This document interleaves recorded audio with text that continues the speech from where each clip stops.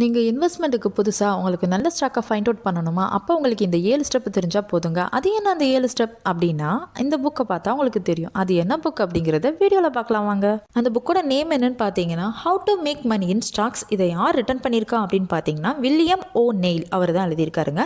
அவர் ஒரு ஸ்டாக்கை பிக் பண்ணுறதுக்கு ஒரு டெக்னிக் சொல்லியிருக்காரு. அது என்னன்னு இப்போ பார்க்கலாம். அந்த மெத்தட் என்னன்னு பார்த்தீங்கன்னா, கேன்சலிங் மெத்தட். கேன்சலிங் அப்படின்னா சி ஃபார் கரண்ட் ஏர்னிங்ஸ். இப்போ அந்த கம்பெனியோட பெர்ஃபார்ம் எப்படி இருக்குது அப்படிங்கிறது பார்க்குறது. A for annual earnings growth பார்க்குறது. என் ஃபார் அவங்கக்கிட்ட நியூ ப்ராடக்ட் ஆர் சர்வீஸ் இருக்கான்னு பார்க்குறது. S for supply and demand பார்க்குறது. எல் ஃபார் லீடர் கம்பெனியாக இருக்கா இல்லை லேக்டு கம்பெனியாக இருக்கான்னு பார்க்குறது. ஐ ஃபார் இன்ஸ்டிடியூஷனல் ஓனர்ஷிப் இருக்கான்னு பார்க்குறது.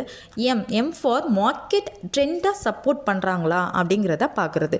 இது எல்லாமே இருந்தால் இதை எல்லாத்தையும் கம்பேர் பண்ணி பார்த்தா நீங்கள் ஒரு நல்ல ஸ்டாக்கை பிக் பண்ணலாம் அப்படின்னு அவர் சொல்லியிருக்காருங்க.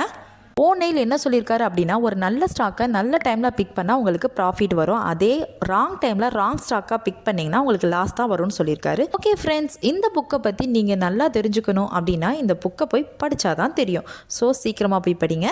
இந்த வீடியோ உங்களுக்கு யூஸ்ஃபுல்லாக இருந்தால் லைக் பண்ணுங்கள், அப்படியே உங்கள் ஃப்ரெண்டுக்கு ஷேர் பண்ணிடுங்க. அப்கமிங் வீடியோக்கு எங்களை ஃபாலோ பண்ணிக்கோங்க. ஏதாவது டவுட்னா கமெண்ட் பண்ணுங்கள்.